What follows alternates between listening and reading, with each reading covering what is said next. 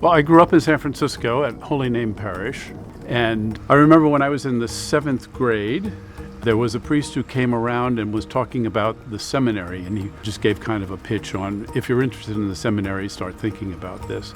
I entered in high school, and 12 years later, in 1978, I was ordained a priest. My family is a big family.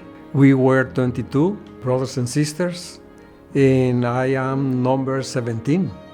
I was 11 years old when a priest from near Mexico City, they came to invite us to go to the seminary. And they gave us a little paper and said, write 3 professions you want to be when you're older. I really wasn't thinking about a priest, but I didn't want to put a number 3 because he may feel bad. So I put it in the middle. I said, priest. So they called everybody who put priest in any of those choices. That's how I joined the seminary.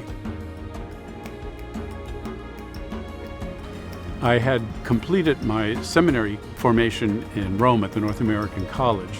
So I was ordained in Rome, then returned to San Francisco, and was very happily assigned to Marin Catholic High School. And I was there for just about 1 semester when, lo and behold, an invitation came from the Secretary of State in the Vatican asking Archbishop Quinn if he would appoint me to go to the Vatican Diplomatic School. In the seminary, it was really strict at that time. So I wanted some kind of freedom. So I left the seminary after 7 years.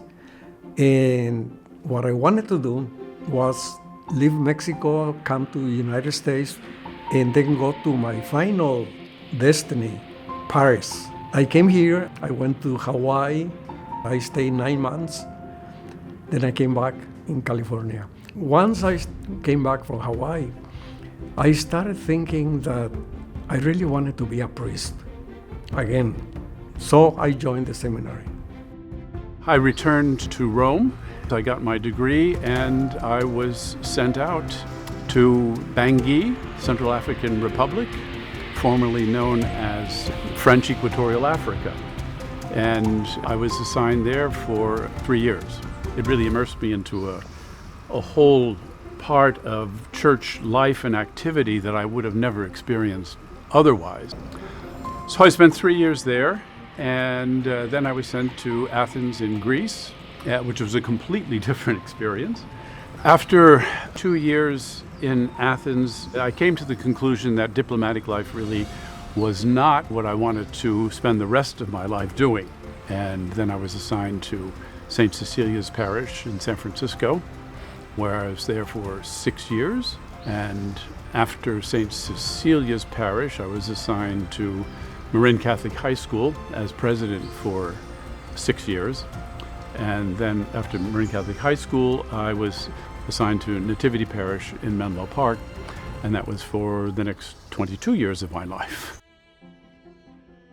My faith really became stronger through working, enjoying life, some of the painful moments with families.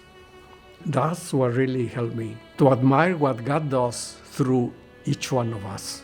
St. Anthony, which is my last parish as an active priest, as a pastor, is really home for me. As I think back of all of those assignments, the interesting thing was none of those I asked for.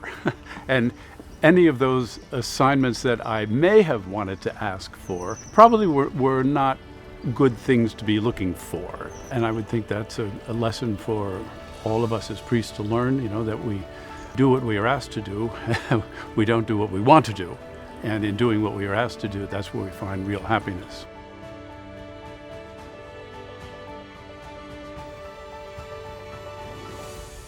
Being a priest is being on the job all day long. Once you retire, everything that I had to do stopped. I started to realize I needed to find something to do because I felt a little depression, I would say, especially on Sunday.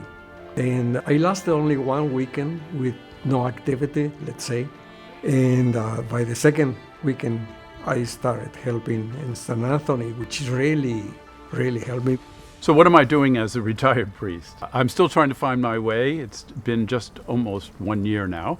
I kept my long-term commitment to the Order of Malta, especially to the Lord's Pilgrimage, which every year we bring 50 sick people to Lourdes on a pilgrimage of a total of about 420 people. Other than that, I help out in some parishes that may need a priest on the weekend. In my spare time, I am trying to improve my golf game. And also, I've taken up gardening.